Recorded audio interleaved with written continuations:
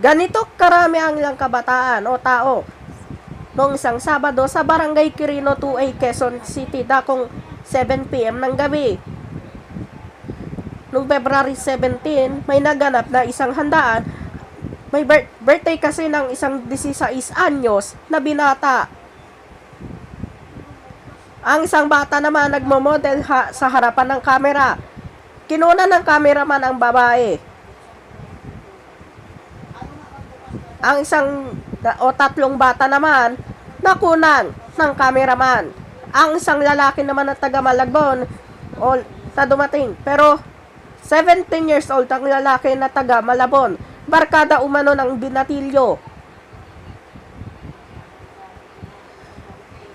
Nangyari ang isang handaan naganap ito dakong alas 3 daw ng hapon at marami pang bisita. Ang first love naman daw ng bata o ng binata, hindi sumamat. Ay nasa eskwela at may practice.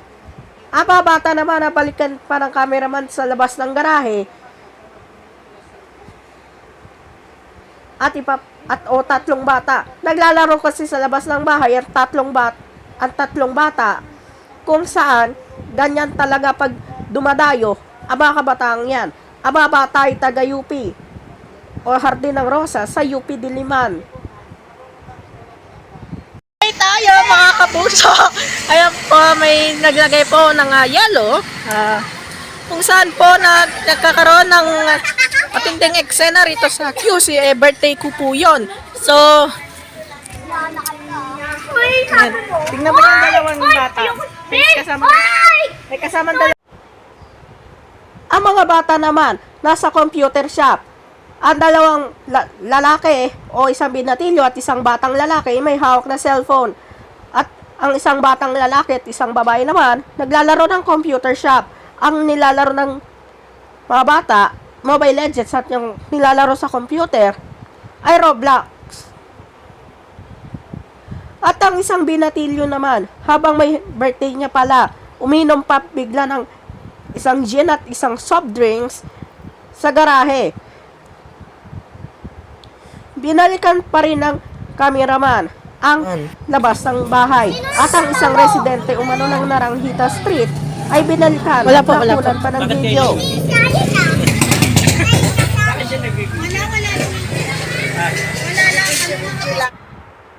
Habang nasa garahe naman ang mga tao, nagiinuman na ang mga tao at may isang bakla naman ang nakapasok sa isang garahe, sa isang bahay. At ang isang babae naman nakunan pa ng video. Pero pinalikan din ng mga kabataan.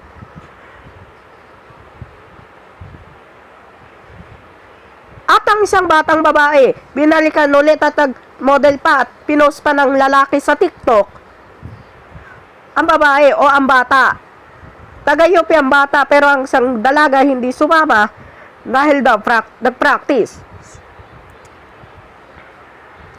Ang binatilyo, kumasa sa TikTok challenge ng mga sparkle artist at para daw mag-viral lalo sa TikTok niya. Pero pinost pa niya ito sa social media para lang mag-trending at baka maduwit pa ng mga nag-challenge nito. Maraming views itong video na ito kung saan maraming palang nakapanood ng mga nakakita. TikTok kaya ang binatilyo.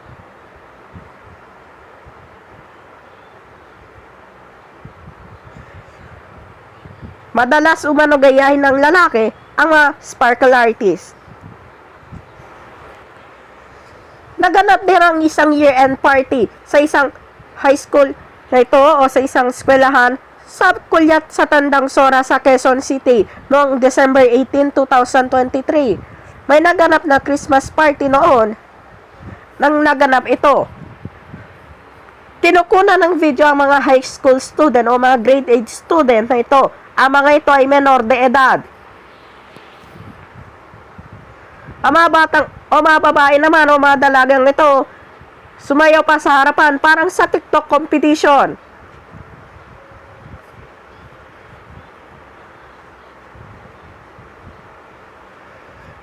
At ang mga kabataang iyan o mga binatilyong yon, May nilalaro na games challenge na papabalon, so sa Tagalog napaputukin ang mga lobo habang nakatali ang sapatos.